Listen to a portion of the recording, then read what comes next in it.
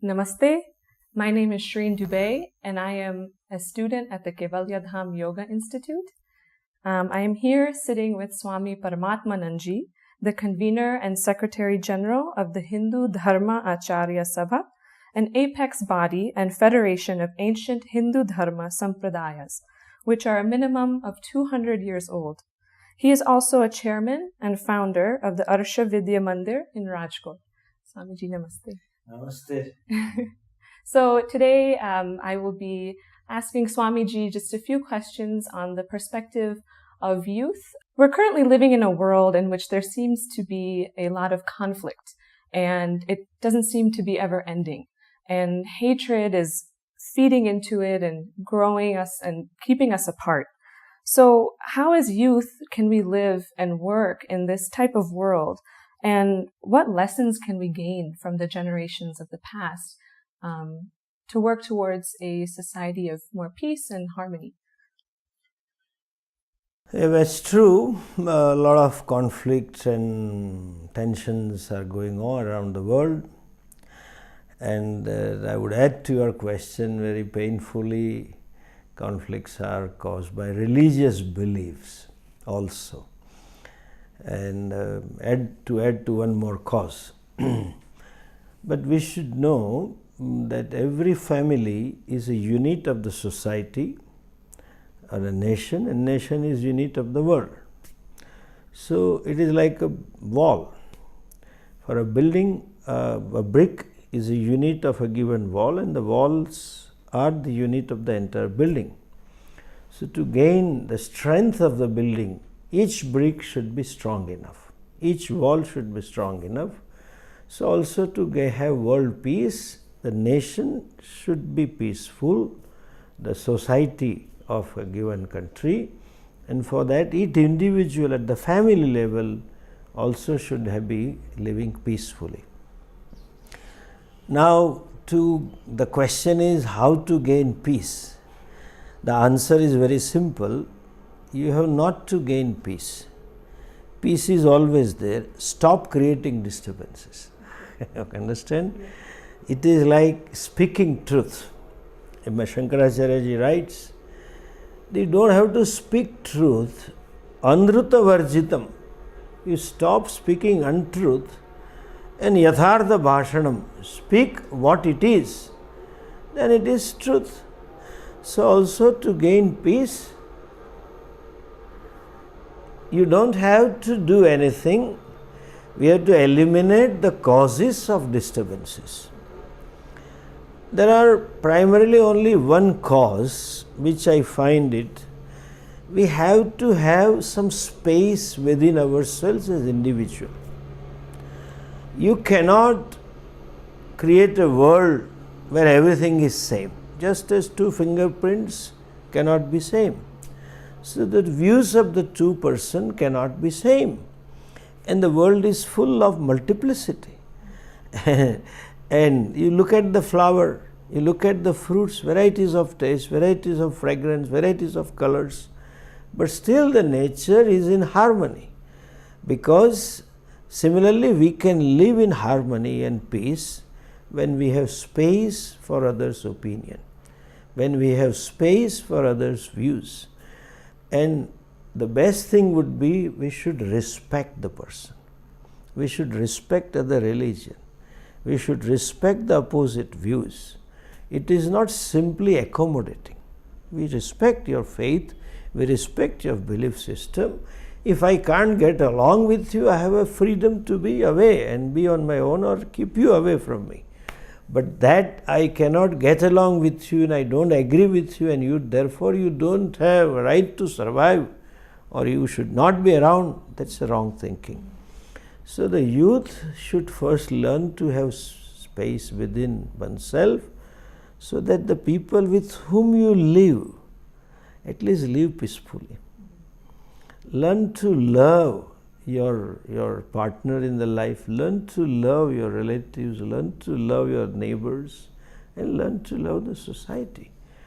I love you not because you are similar to me, I love you in spite of the differences. Accept the differences, work on it if you want to, but then accept the person as he or she is.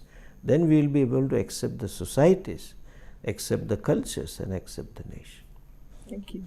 So my next question to you is, how can we create this space if we feel much pressure from our families and loved ones with regards to our career, our personal choices, because we don't want to disappoint, but at the same time we need to create our own sense of self and identity. So how can we free ourselves from this conflict of this pressure that we receive? Well, that is very unfortunate fallout of this competitive society. In fact, I feel it's not competitive, it is war society. Because in a competition, you have a second chance available. Like in a tennis sport, if you see, the person loses and then still can come again. Here in the corporate world, if you lose, you are out. Either you are taken over amalgamated by some other company, or you close down. So that is true, there is a pressure of career and pressure of achievement. But that should not create disturbances in the society. We still can have healthy competition. Like the sports person, every team is working for victory. But that fact that the other person is your competitor, you should not look upon the other guy as an enemy. We can have healthy competition. That is one thing. Second aspect of your question was that we have to create our own identity, and then that's a pressure. There is nothing wrong in it. You have your own identity or own views, but when you are living in a society, you have to accept certain common views. Exactly like I have a car, I have a free will, steering to drive the way I want to turn left, right, forward, backward, speed up, slow, etc. But other fellow also has a car. Everybody has a car. So there are certain norms and we have to give that space to them, accept that they also have to go. Like I learned that you are from USA. I like that board there. When the highway is there and the lane merges, there is a board in a triangle that's written yield. That's a very beautiful word. Just as the car merge on the highway with each other, they yield each other. So that's the best way. Even we have to learn to yield sometimes. That's I want to live. I want to create my identity and I want to live happily. So also other want to live, other want to create his or her identity, and he or she also want to be happy. So I create my identity and let other person create his or her identity. I be happy and allow others also to be happy. At least that awareness, that consciousness, then you start yielding and then there is no pressure. Now to switch directions just a little bit, a little less of a yield. How, as an individual, can I encourage my peers to have a sense of responsibility to others and their community when it seems like the only responsibility is of the self? So in other words, how can we differentiate between the selfishness and self-awareness, or a sense of responsibility for the self that isn't harmful towards others? Well, the facts needs to be appreciated. When you appreciate certain facts about our existence, one will automatically become a responsible citizen. As siblings of any species is a receiver, taker from all, including parents and the nature, till it becomes some adult. They receive from the parents and they receive from the natures like water and the food and so many things you take. But the Ishvara has made us creation in such a way that after a certain time they become contributor also. they contribute to the harmony. They contribute for the sustenance of the entire creation. And that is what we call as ecology. Yeah. And that's ecology means harmony. Everything works in harmony. There was no question of endangered species and global warming till the human intervention came in. So human being is a one who is not programmed to become a contributor. They are programmed. Like tree, it is programmed to suck or take the carbon dioxide and give out the oxygen. It is contributing. Fishes, they contribute some way or other. Or the birds and the pigs and the cows, they contribute. They give the milk. They don't have a choice not to give and give. Since we have a choice, so we have to become a contributor deliberately. Okay. And the deliberation comes out of certain understanding. When we are born, we are as selfish, I would say as self-centered. Let us use little positively, not selfish, like an animal. You look at a dog or any bird or animal, they are conscious about their parents, who my parents are. They know, they identify. How long? As long as they depend on them for the food. Once they become independent to get their own food, they just forget who the parents and who the siblings are. Now, human being is, so therefore thereafter they think of themselves only. A puppy would, when a grown-up puppy would bark at its own mother also for the piece of bread, suppose both of them are called. So they are self-centered. But in spite of that, they are contributor as per the software program. We too were. As a young child, all of us wanted never to share anything, even with my siblings, even with my parents. I thought of me and myself only. Dad promised me to get me something. I said, why don't you give me?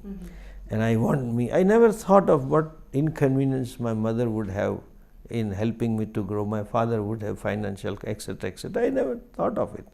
Much less I was cognitively developed to think and understand that. The human is a human being when it can, one sees what others have done for my growth. What others are contributing. I just cannot be receiver all the time. I have to pass on my resources, my energy for the totality. Exactly like this body politic. Lungs purify the air, but not for itself, for the whole body. Heart purifies the blood, not for itself, though it takes itself also. It takes the pure blood, but then rest of the blood is given to the body. The kidney purifies it, and then it throws out the thing for the whole system. So also each organ is working for totality. They take what they want. And you know one thing in medical science, any organ taking extra is tumor. Anybody collecting extra, more than what one requires, hoarding is a tumor. So let us not become tumor. The person who thinks of himself and herself is a tumor. And the tumor is painful to himself or herself and to the society. The tumor pains the limb also and the entire body. So we have to be aware what others have done. And we have to be deliberately become a contributor. You educate them how small things work for us. Whole creation is working for you to get one breath, to get one cup of coffee in the morning, or to get one hamburger, or whatever you are eating. That is all everybody is doing. So I should repay. So my final question, what would you say are the greatest strengths and weaknesses of today's generation, the youth? Well, greatest strength I find today's generation is very intelligent, very sharp and very analytical and very sharp in grasping. And one more thing I discovered that once they have a conviction, they give 100+%, totally commitment to whatever they commit to, and very hard working also. That's a strength. But the weakness, you only said very first question, I find them too crammed heart. There is no space for others. So can't get along with their partner also, it's all break up and complain. What? I don't understand this. There is too much of preoccupation with career also. I request you, modern generation, that please live a holistic life. You may have a career, I am not against it, but career is not everything. You are an individual. You may have cognitive growth in terms of position, but there is an emotive person, there is a physical person, and you are a social being. Live a life. Have proper time management. Distribute your time for career as well as the family, as well as yourself. Sometimes I find that they don't have time for themselves also. The life is so fast and they don't process like our Ayurveda, Toxins have to be removed after some time. First of all, you keep collecting toxins and never remove. You look at the life, the human, every day you go out with the world and you have so many experiences beginning from driving onwards.